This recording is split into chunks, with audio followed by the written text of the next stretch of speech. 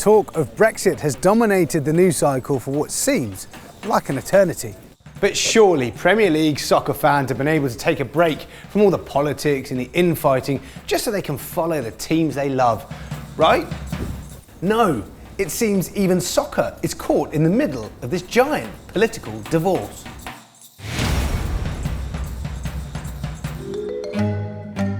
Even before the Premier League was formed back in 1992, foreign players have been lighting up football stadiums across England for decades. Iconic players throughout the 1990s and 2000s assisted their teams with winning league titles, including Portugal's Cristiano Ronaldo at Manchester United, France's Thierry Henry at Arsenal, and Argentina's Sergio Aguero at Manchester City. With their help, the Premier League soon established itself as the pinnacle of football leagues.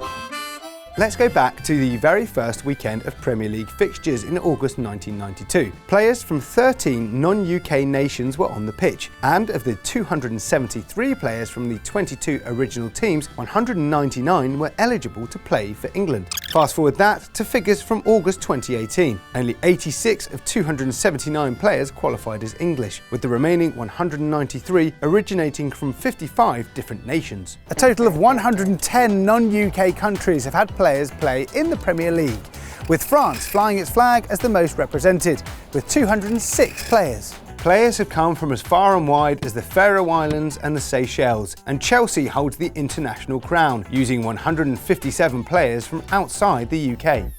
So it's easy to see then how the Premier League became so reliant on foreign imports, and with 2/3 of current Premier League players hailing from outside of the UK, Brexit will almost certainly usher in some changes. Let's look at an example.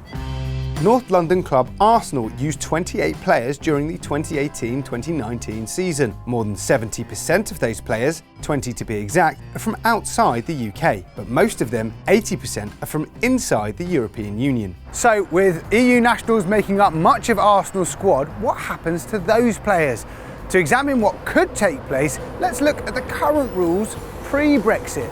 Right now, EU nationals over the age of 18 can be transferred freely between teams to play professionally in Britain. This is because of the EU right to freedom of movement. Players from outside the Union, however, they need a work permit. Currently, non-EU players have to meet certain criteria before they can join a Premier League club. Now, if the Premier League, the English Football Association and the British government can't come up with a post-Brexit deal, the FA has warned European players that they'll have to meet those same requirements. Every non-EU player has to successfully apply for a governing body endorsement, or GBE, from the FA before the UK Home Office will even consider issuing that work permit. In order to qualify for that, the player must be internationally established at the highest level. That means they have to have played a number of competitive games for their national teams in the last 2 years. But how many games depends on the ranking of their national teams. For the top 10 teams in the FIFA rankings, it's at least 30% of games. 11 to 20 on FIFA's rankings, it rises to 45%, 21 to 30, it jumps to 60%, and for teams ranked between 31 and 50 by FIFA, it's at least 75%. Let's assume that criteria had applied to EU nationals. Arsenal may have struggled to sign one of its biggest ever signings, Alexander Lacazette. Lacazette, who cost Arsenal $65 million in 2017, had only been capped 11 times for France at that time. That falls short of the FA's requirements to automatically qualify for a GBE. That means Arsenal would have had to appeal to something called the exceptions panel, where he would have probably edged through due to his large transfer fee and wages. Meaning, while it wouldn't have meant a no-go, it definitely would have meant a lot more work.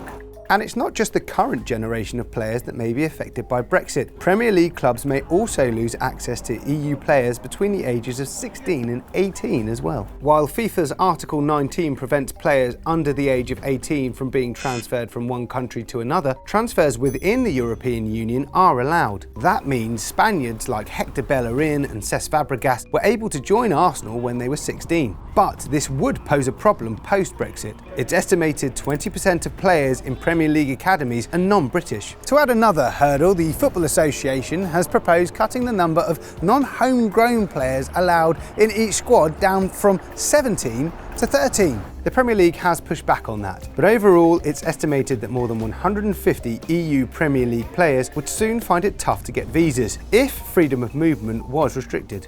There's always the possibility of a special exemption deal for footballers. That would give them the same treatment as entertainers and musicians. But if EU players are not exempt from the rules currently applied to players from outside the EU, the Football Association may be inundated with appeals as clubs fight to hold on to their star players.